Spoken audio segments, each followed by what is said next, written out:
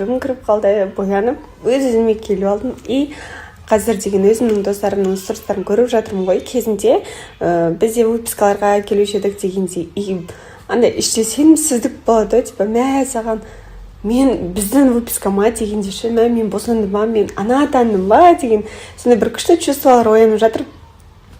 И достарымыздың бәрі хамам мен Диананың выпискасына барып жатыр деген сайын көңіл күй деген вообще көтеріліп кетті.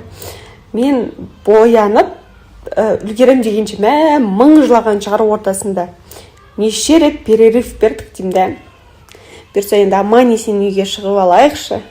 Бірақ енді қазір мына жақта бізде екі мама опасиға қарап отыр.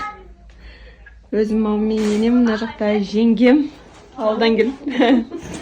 Мына қараңыздаршы, үйде гүлдер толып жатыр, еще тағы да машинада гүлдер бар басқа жақта.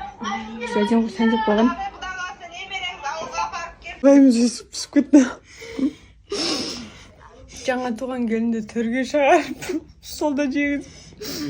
Қарайма дегенім. Баптап басып. Баптап, я сөйтіп мен деген бүйтіп андай. Как королева сияқты, не дема дегенім. Золушка сияқты служанка болу.